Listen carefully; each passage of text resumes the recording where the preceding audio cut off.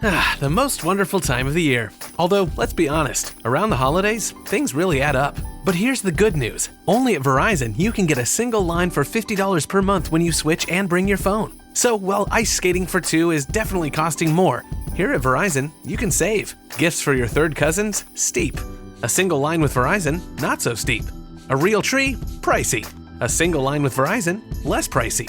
Flights to see Mima and Pops? Those are up. A $50 per month single line? That's down. Even a trip to the Atlanta Holiday Market will cost you more. But with Verizon, you can switch and bring your phone for just $50 per month for a single line on unlimited welcome, with autopay plus taxes and fees. All this to say, during the holiday season, when everything is costing more, you can get more for less right now at a local Verizon store.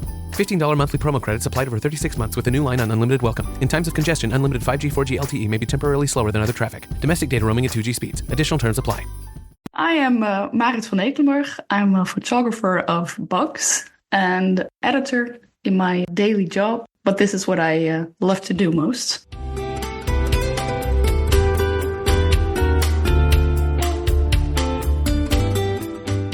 Hello and welcome to Art, the podcast about women from around the world of visual arts. I'm Chris Stafford and this is Season 2, Episode 7. My guest this week is Marit van Ekelenburg, a macro photographer who specialises in photographing insects and spiders in their natural habitat. She seeks out her subjects in the early morning light, creating colourful backgrounds that complement each creature. Marit works as an editor and enjoys combining her skills as a writer and photographer to tell stories. But photographing insects is her favourite occupation. Marit was born in Udenhout in the Netherlands in 1988 to Henk, a mechanical engineer and entrepreneur, and Olga, a gardener. She has an older sister who is a psychologist and a younger brother who is an architectural draftsman. Marit was educated at Utrecht University and Leiden University, where she earned her master's in Russian studies and history. Her interest in photography developed a few years after graduating, and in 2018, she realised her true passion was learning the habits of the smallest of Earth's creatures and capturing them in larger-than-life images.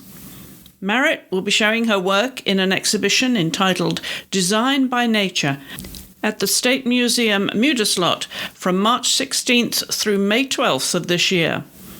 Marit lives in Delden in the east of the Netherlands. Marit, welcome to the Art Podcast. Thank you. Thank you for having me. Now, you said you're a photographer of bugs, because I think of you as a macro photographer. Yeah, I think macro photographer is maybe, even though it's a niche, I'm even more niche than that, because I don't do flowers, I don't do small things, I don't do jewelry, I don't do like the typical macro stuff. I just do bugs and spiders. Don't forget the spiders. Oh, don't forget spiders. Absolutely. It makes me wonder if you are that person who, if you have a bug in your bed, you would never kill it. If it's a spider, then no. But if it's like your typical bed bug, then I might get rid of it, at least. Like I don't want bed bugs in my bed, but every time they're in my house, if they are in any way troubling, or I think, hey, you should be outside, then I will just grab a glass and a little cart and put them outside. So no, I will not kill them. Would you photograph them first? Sometimes. I love it when jumping spiders visit my house. That is like always a welcome guest in my apartment. And they're just the cutest with their big eyes and just the way that they move, that I'm always like, oh my God, a jumping spider. And like, I drop everything. So I'm watching a series or I'm on a call with someone that actually happened. I'm just like, wait, I see a jumping spider.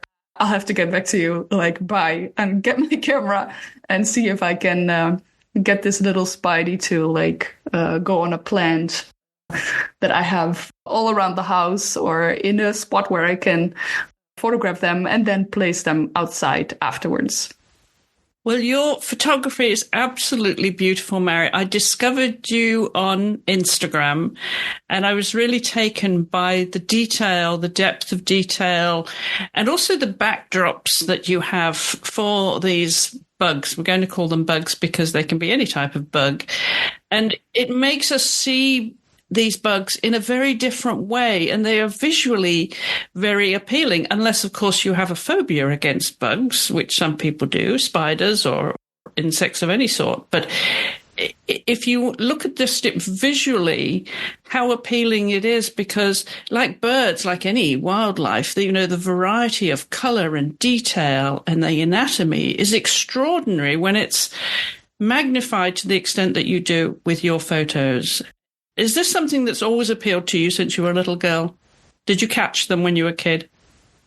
I would love it, like, if that answer was yes. But actually, the answer is no, because I did love animals. Like, I was this girl who had her bedroom was like plastered with all kinds of posters of animals, of tigers, and, like the big five, and just the big huggable, I guess, animals, but not so much insects. And I was actually a little bit afraid of them. And if there was like a daddy long legs in my room, I would have to get like my dad to please like remove the daddy long legs from my room, because they look so scary with their long paws and their like jittery, skittish way of moving. And it was just a bit frightening for me, even into adulthood, I must admit. So my relationship with bugs wasn't very good up until I started photographing them.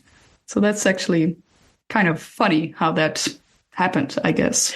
And you started seriously in 2018, was it? So yes, you've been full on now almost 6 years. And where's your market? Yeah, 6. Yeah, where is your market for it then, Marit? Where are you selling your images for the most part and showing your work?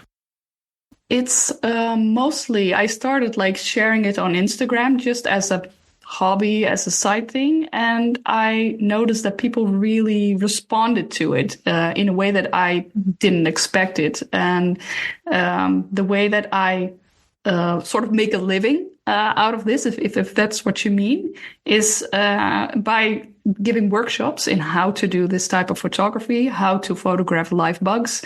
And the photos itself, I don't sell like stock images or anything. I sometimes sell prints. I do that. But to say that that is like a very small part of where my income comes from. Well, I want to go back, as you know, with the show, we always like to hear the long story, where it all began for you. And then we'll talk about where you're doing your photography now, because I know this you really have a wonderful environment to do a lot of this. But let's start at the beginning, Marit, because you were born in, how do you pronounce it? Udenhout. In the Netherlands, in 1988, you're one of 3 children. So what was early childhood like for you? What were the fun things in life outside of school? Oh, wow. We loved like playing outside with our bikes, pretending they were horses. And we would just make up all kinds of things to make the environment like interesting to us. So playing outside was such a vital part of my childhood. That is kind of the first thing that I remember. When I think about my childhood, it's like this street I grew up in, and all the neighborhood kids playing together, mostly outside. And yeah, I have a very good relationship with my sister and brother, always had. And we just had a very nice upbringing, I guess. Yeah, with yeah, it was just all fun and colorful and nice. I just have to, yeah, I think I can summarize it like that. Ideal. Yeah, definitely. Yeah. Your father, Henk, was an entrepreneur, and your mother, Olga, a gardener and also an artist. So tell us a little bit more about that. Is that an early influence for you? Was she encouraging you to do artwork? My mom was very good at sewing. So she made all of our clothes, and very early on, I could tell like she had just this very, very good sense of what colors would match, and that was something that it would come back in everything, like in the way our clothes were made, but also in the gardening. And gardening actually came a bit later in her life. And so we were like, I think it started, 1999-ish, early 2000s, when we moved to a different house with a bit of a bigger garden. And that is when her love for gardening actually started. And I love just seeing her like with no knowledge of gardening at all. And she just makes every garden, every space into such a oasis, like such a beautiful place. And especially the color matching, that was always very interesting to me, like how she was able to do that just so naturally.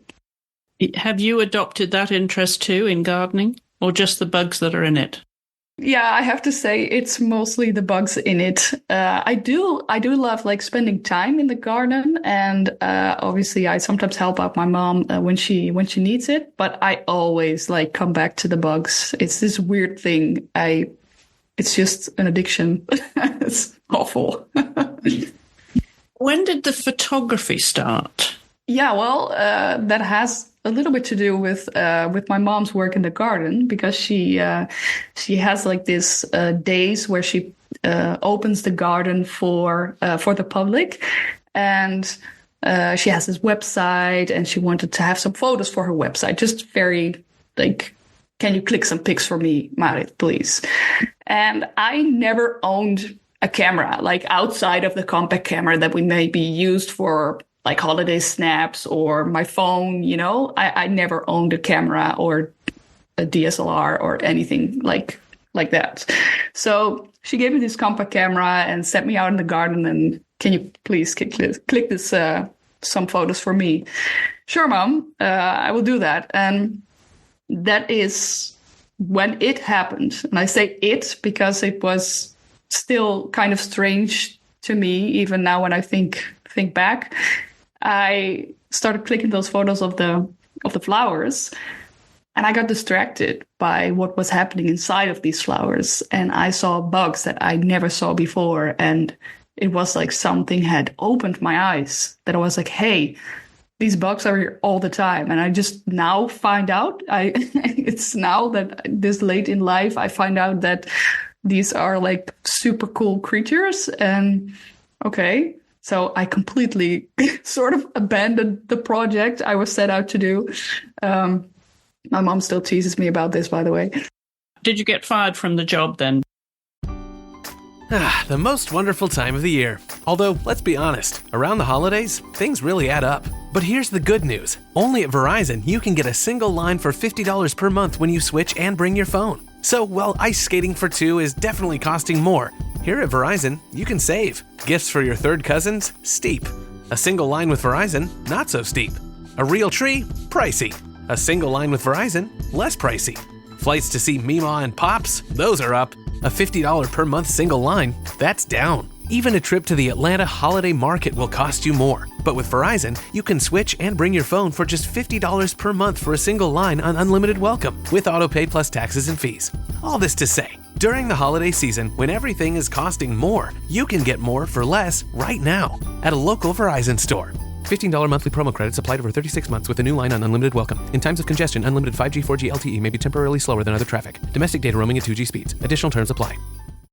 Yeah, I think you could say that in a way, but all in good spirit though. But that was the moment that I was like, hey, what is that? And like my curiosity just took over, and there was this spark, and that it never left me. And from that moment on, I wanted to know everything. So I started reading, I started going into scientific articles. I want to know everything about photography as well. And just I just dove in head first and never looked back. I bought a camera, like, I think that week or something, like very soon thereafter.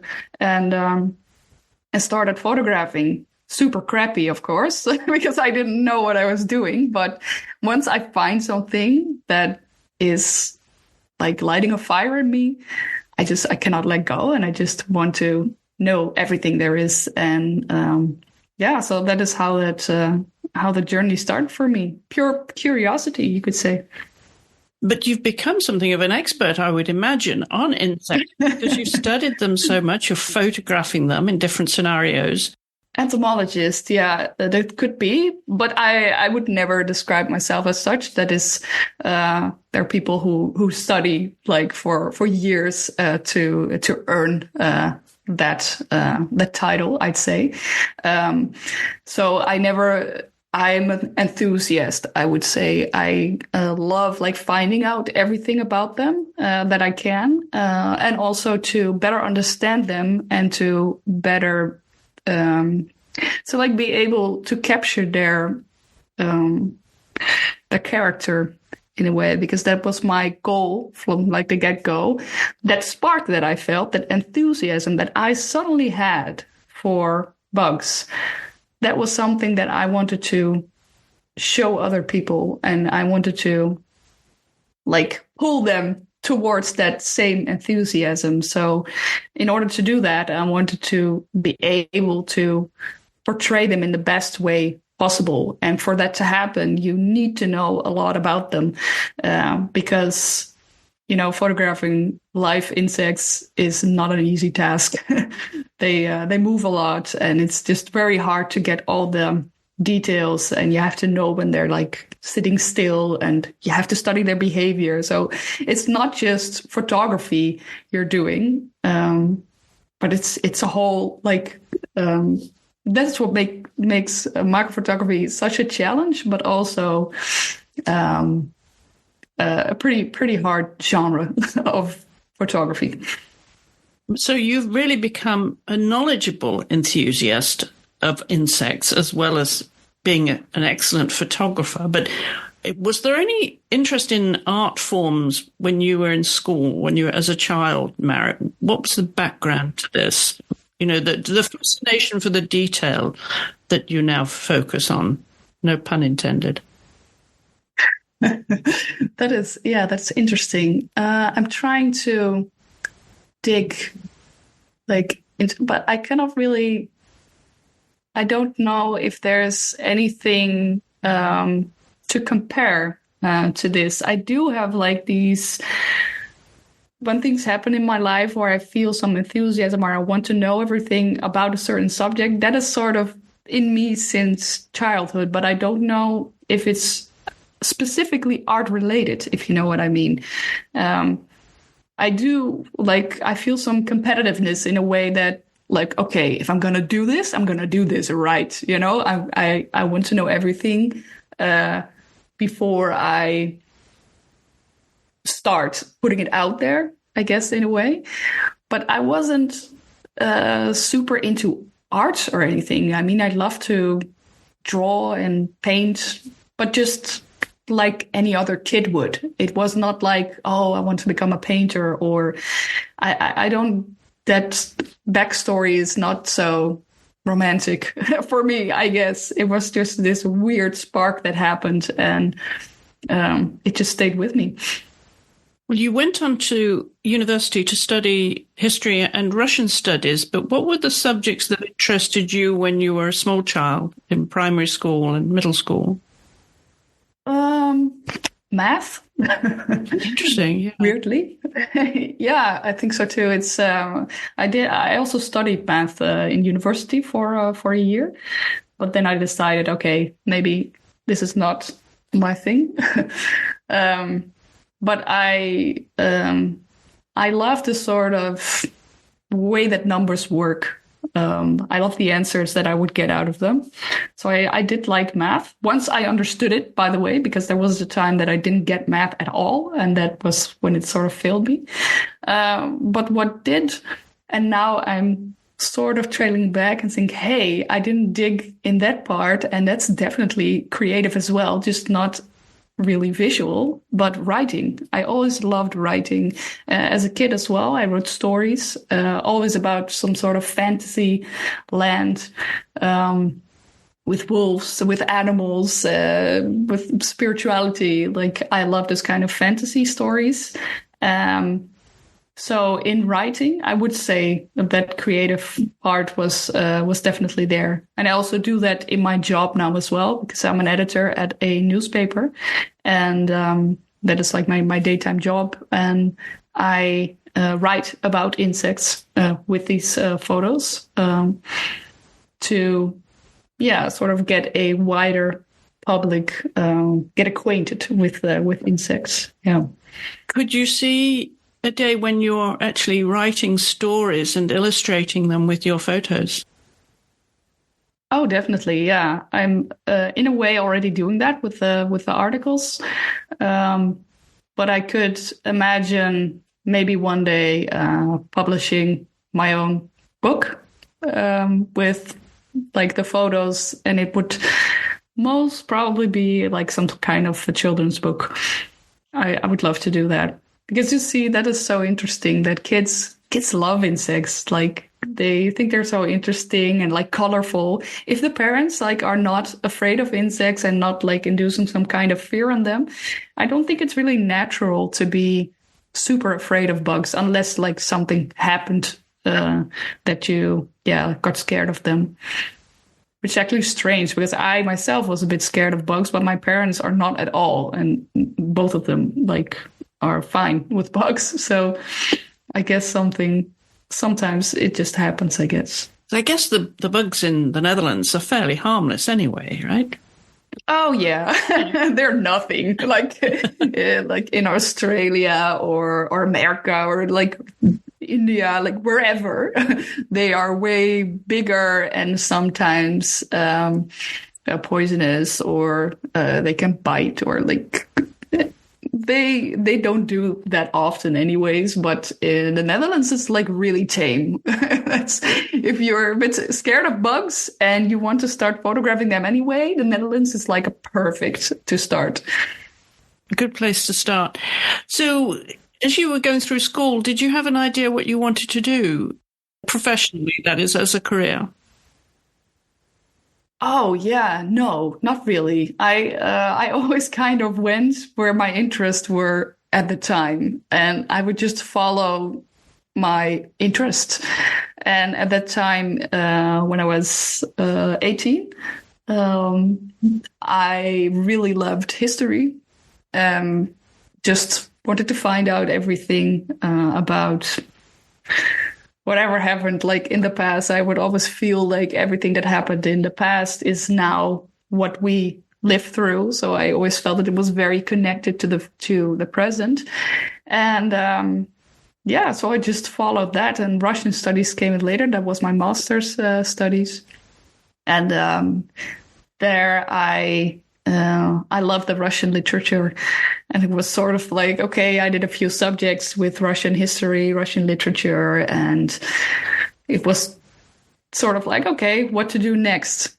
Let's go with this master. So that is somehow how I go through life a bit, just following whatever catches my interest. I'm a person who gets bored quite quickly. So whenever something interests me, I feel like I have to grasp it and go for that, you know? Well, being Dutch, of course, you can speak at least 2 languages, but do you speak Russian at all now, having studied Russian? No, it was like it was an English spoken study. But I did study Russian, but please don't ask me. I can read the Cyrillic. I can read Cyrillic, but it's very like it's some years ago, and if you don't keep studying it and if you don't practice it, it's gonna go away really quickly. So no, it's Dutch and English for the most part. Some German, some French, we get to teach to learn that like in high school. So yeah, that's a thing. Like in the Netherlands, you learn a lot of languages.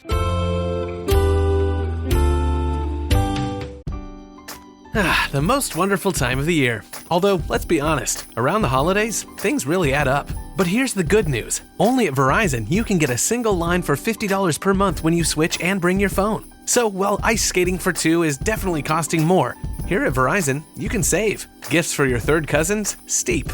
A single line with Verizon? Not so steep. A real tree? Pricey. A single line with Verizon? Less pricey.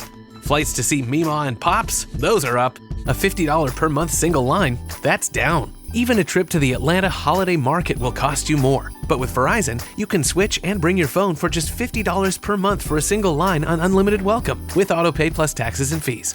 All this to say, during the holiday season, when everything is costing more, you can get more for less right now at a local Verizon store. $15 monthly promo credits applied over 36 months with a new line on unlimited welcome. In times of congestion, unlimited 5G, 4G LTE may be temporarily slower than other traffic. Domestic data roaming at 2G speeds. Additional terms apply. And also, you're immersed in Europe there in so many different art cultures as well. Yeah, definitely. Was that something that interested you? Did your parents take you to galleries and museums and teach you the art history of Europe?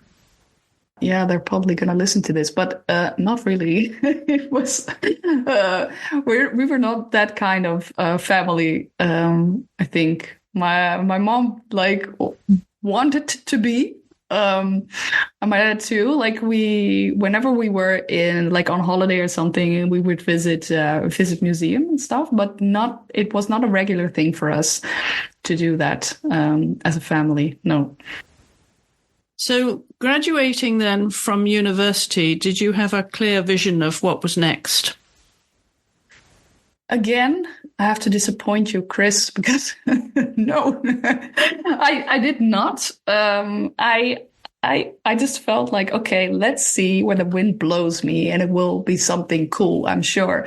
Like I'm never that much. I'm not much of a person who is like, oh, where are you 5 years from now? Like, I have no clue, and I don't even want to know. I want to be surprised, let me just go with the flow and see where it leads me. Which obviously also has its downsides, but I don't know, this way always got me at very beautiful and very nice places, meeting the most amazing people. So I'm like, okay, let's just go with the flow. So that's what I did after my studies as well. And I thought, you know what? I was going back to my hometown. I studied in Utrecht and Leiden, and I lived there for 8 years, I think. So I came back to my hometown of Delden, which is in Twente. It's in Twente. I wanted to do it in English. And that's in the east of the Netherlands. And it's where I grew up, and I was back there. I was like, okay, now what? And I was doing some writing, so I had some articles in art. History magazines, and that was fun. So I liked the writing part, and I thought, hey, let's see what the regional newspaper, if they need people. Like, I like writing, I like the newspaper. Let's see. So I just wrote them like this ridiculous job, like there was no job opening. So I just wrote them this piece of like, hey, this is your new employee in the style of the their website. Like, it was a news article, and that they hired this person, and that was me. I was just having some fun. And it was like, hey, can you come tomorrow? I'm like, sure. And I never left. That's just wonderful. A story. What a great story. Yeah, it was actually kind of fun. Like at that time, it was very hard to get a job. So people were doing all these sort of crazy things to try to land a job. Like it's different now in the Netherlands. Like there are a lot of jobs out there, but back when I was trying to get a job somewhere, it was super hard. And all the other things that I like tried out for, it was like, oh, I don't want to do this. Like, why am I even writing this? And I just thought, I think working at a newspaper could be kind of cool. Like it's writing, it's new every day. It's you're working with news, you're working with like writing and words, language. I love language. Like let's try it. Let's try it. Let's do it. And just I went with this sort of out of the box way to get their attention, and I guess it worked. Yeah. There's Marit's message to all you graduates out there. Create your own job and tell your employer why they need to hire you. Yeah. That's perfect. So this job that you're doing now, you're writing and you're using your Illustrator, you're writing about insects. Tell us a little bit more about it.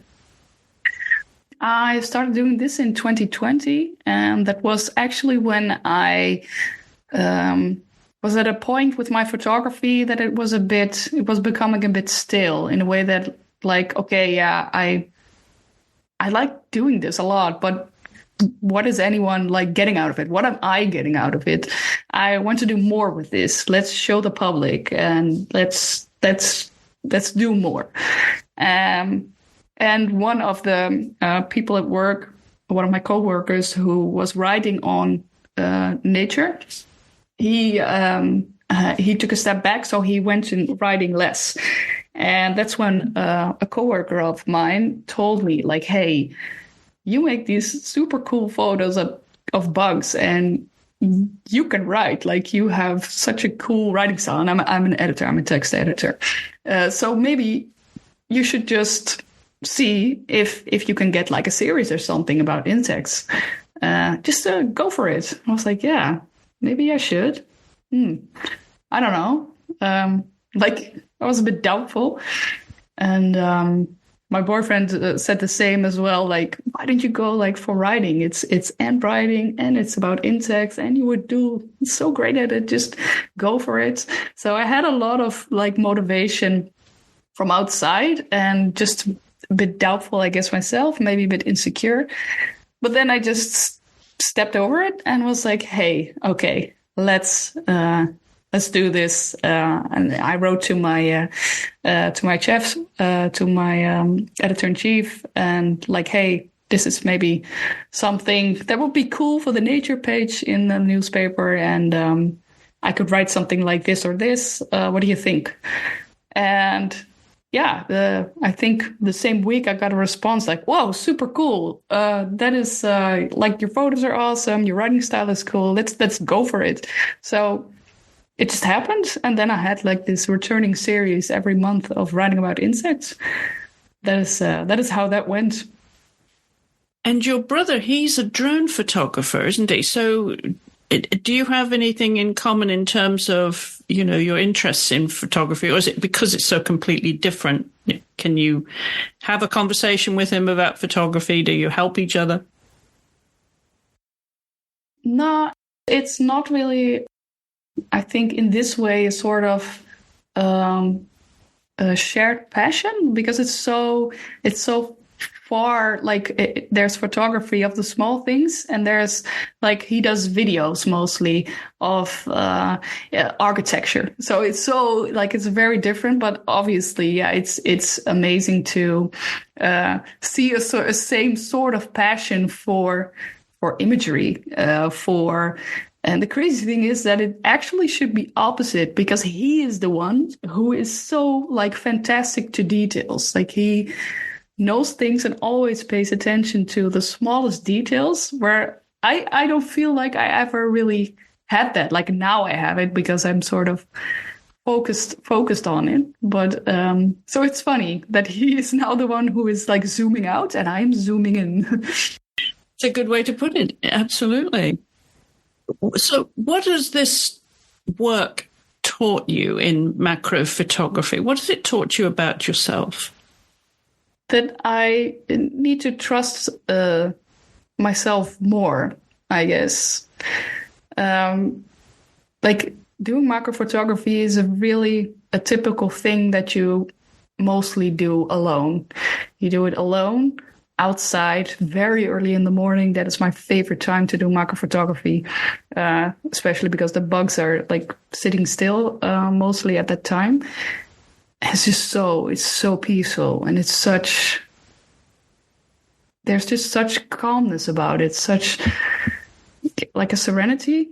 And in that moment, I always feel like, wow, it doesn't matter whatever happens with my photos, or like I'm not busy trying to get that shot, or like, oh, I have to do this or that, or I want to grow on Instagram, or like my busy mind is like not present at that time. I am with the bugs at that time. I'm making a connection with them. I see them as my sort of fellow beings in this world, and that's just so magnificent, so fulfilling. And I think that being there, and that always being there, is a sort of constant that I can always fall back on. Like it will always be there to sort of catch me when I, whatever, like if things are not going so well, or if things are, it's just a beautiful constant of nature and her serenity, I'd say. Has it made you more patient, perhaps, or is that something you always been a quiet, still, easy to slow down, patient person? That is terrific. Yeah, it definitely helped me be more patient, and also be more accepting of what is. Because, you cannot steer, you cannot command insects, you cannot tell them what to do. They are. And they will do whatever they damn please, and I love them for it. Like, you have to go with them and just accept what it is. And of course, I'm not some sort of saint who sits like still and like, okay, and never gets frustrated. That's not the case. Obviously, I also will get frustrated at times, but very soon it's like, yeah, that frustration is not going to help me get anywhere. So it's sometimes, oh, it's moving. Like, oh, it was so perfect before. Oh, well, thank you for your time, Mr. Insect, Mr. Weevil. Go on your day. And just, like, it makes me more, like, accepting of what is. Mm-hmm. I think. And you choose the most beautiful backdrops too, Mary. Oh, thank you. You photographed in your mother's garden. Yeah. And so you set that up, you have a diffuser. So we're not just looking at the insect, you've created an interesting, colourful backdrop as well, which complements each insect. Yeah. You put that so beautifully. Yeah, I see them as a sort of, how do you call people again when they're actors in the background? Extra. They are the background figures, I'd say, and the main role is for the insect. Those are the main actors, but I want to capture them like in their environment and how they would see their environment. So there's a lot of things going on. I don't want to get that idea of like, hey, I'm here with my camera and I'm photographing a bug from above, like the way I would see them. No, I want to get on the same eye level as them and look at them straight and see like, hey, this is a creature that I share this planet with. Hello. Who are you? Like, I want to get that sort of sense that they also have a right to be here and that they are their own insect, their own character. And how can you do that better than by placing them in a beautiful, colorful environment that they're most of the time already in?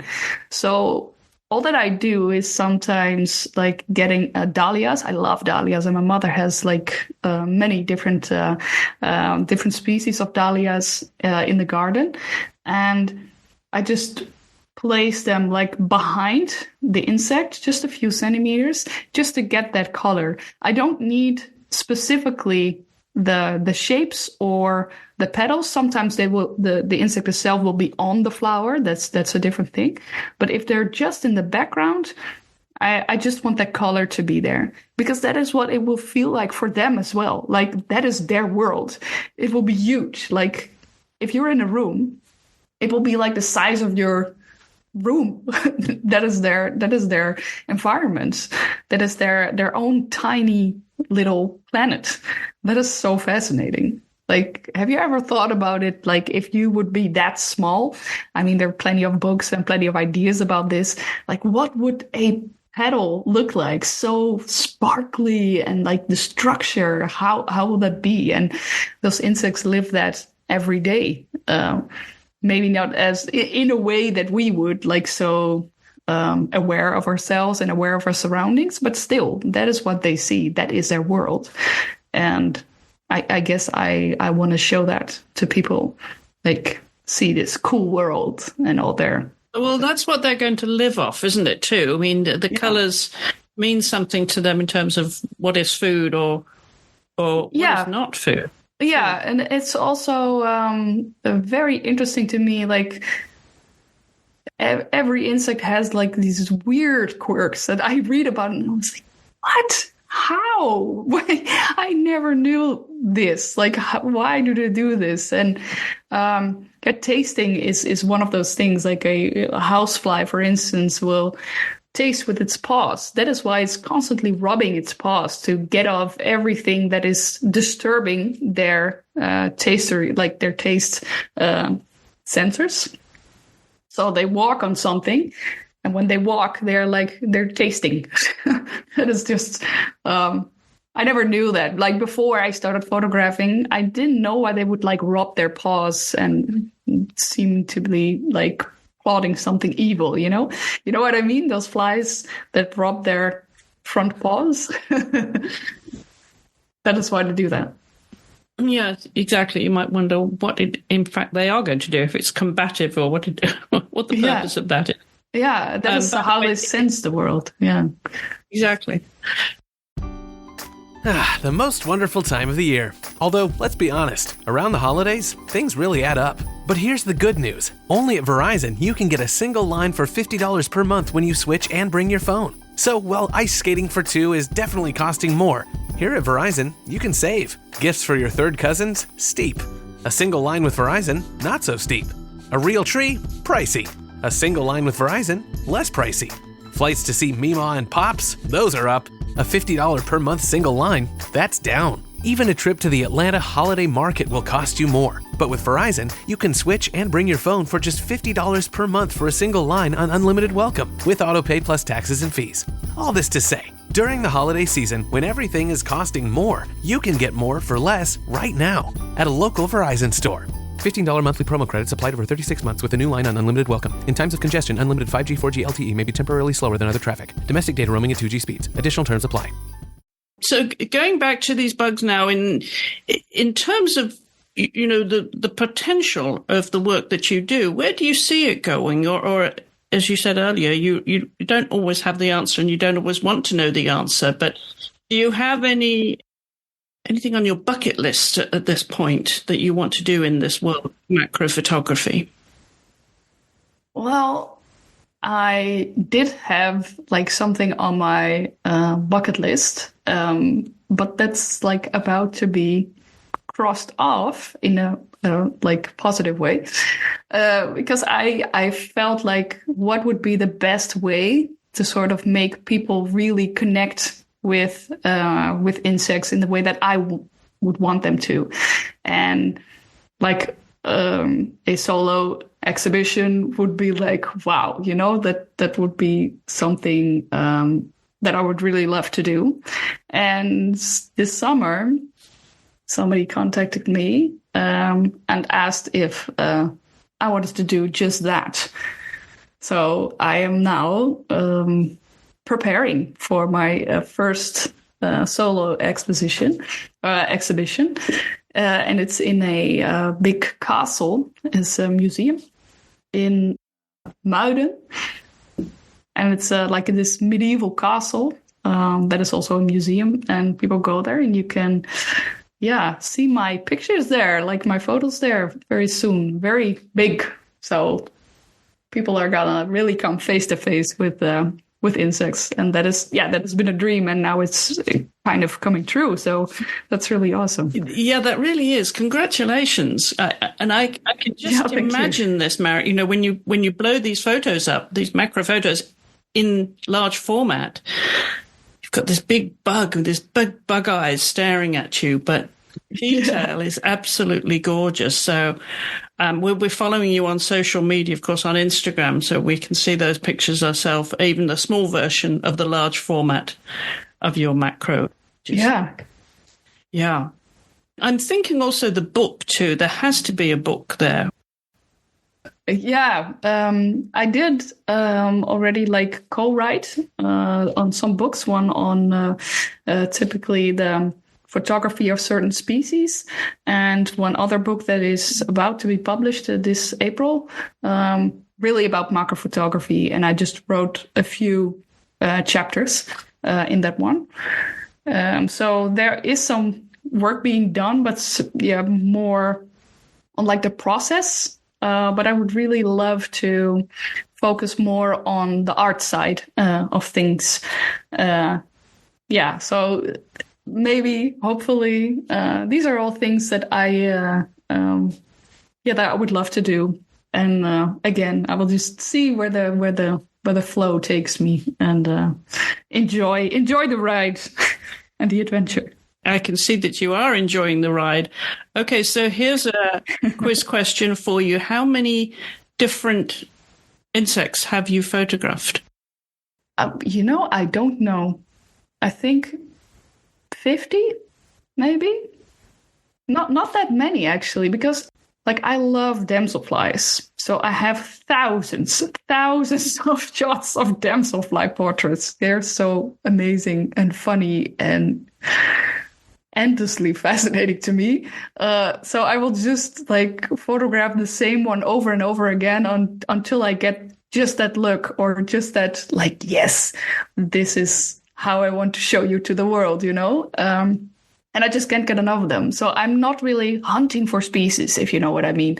I'm not here to like register them. Like there are many, many people who already do that, and they do amazing work. But that's not really my goal, to get like as many species as I can. I do like love it when it happens, and I happen to see like a rare species of weevil, for instance, that I haven't seen before. That's always exciting. And I love photographing them as well, but I don't mind photographing.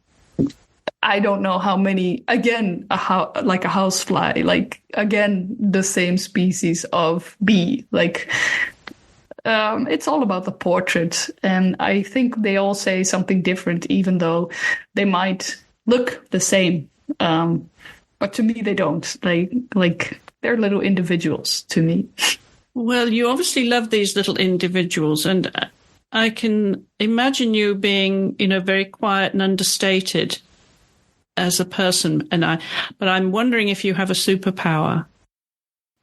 I don't feel like I have some sort of superpower, but I have to say that other people do think that I have. They call me like a bug whisperer or insect whisperer, because they have tried photographing bugs themselves, and they say that it's pretty much impossible what I do. It's not. I guarantee you, it's not. It's just like a lot of practice goes into it. But I do understand that sort of feeling, I guess, of being able to get these bugs to sit still for you, because people always imagine bugs to be so much like moving around, and they always fly away when I come near. And like, I've heard this so many times. But it's not a superpower. It's just taking the time to understand them. And that will help you in getting shots like this. But if I have to like have a superpower, it would definitely be something along the lines of being able to talk to them and to communicate with them. The insect whisperer. This I can see why they're calling you that.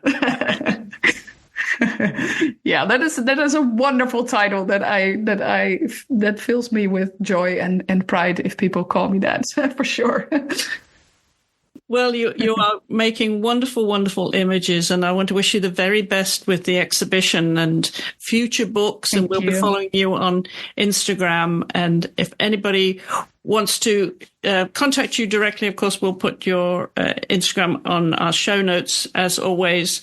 And is there any other way that you would like people to contact you, Marit? Oh, through Instagram, or my website is all good. Like, if you can find me best, I think through email. Sometimes the DM is a bit overloaded. Okay. All right. Well, good luck with your future photography and everything that you're doing around it. Thank you so much, Chris. Thank you for taking the time to come on the show. You're such a gracious host and so nice in your questions. So thank you. Thank you for a lovely conversation.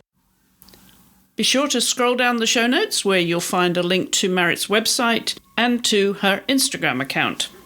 There's also a link to our Instagram account too, at the Art Podcast. That's Art with 2 A's. You can also find us on Facebook at Art. And of course, always leave your comments, questions and suggestions. We love to hear from you. And you can also reach us via email at hollowellstudios@gmail.com. And don't forget that if you listen on Apple Podcasts, to please leave us a 5-star rating and a review, because that boosts our rankings and therefore helps others find the show. And if you know anyone who might enjoy the show, then do share it with them. And again, please do give us a follow on Instagram. Also, coming up on the show, I will be talking to the miniaturist artist Tamar Cohen, the representational artist Felicity Joy Starr, and the cake artist Anna Eccles. So I hope that's whet your appetite and you'll join me again next week. My thanks again to my guest, Marit van Ekelenburg, and to you for listening.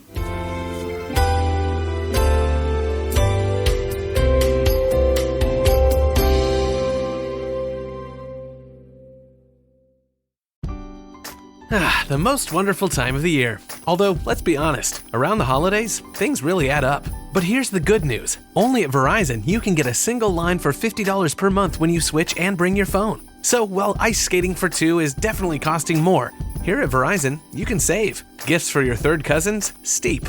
A single line with Verizon? Not so steep. A real tree? Pricey. A single line with Verizon? Less pricey.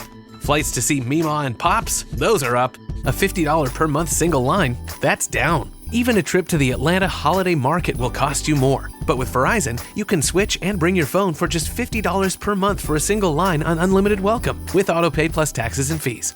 All this to say, during the holiday season, when everything is costing more, you can get more for less right now at a local Verizon store. $15 monthly promo credits applied over 36 months with a new line on unlimited welcome. In times of congestion, unlimited 5G, 4G LTE may be temporarily slower than other traffic. Domestic data roaming at 2G speeds. Additional terms apply.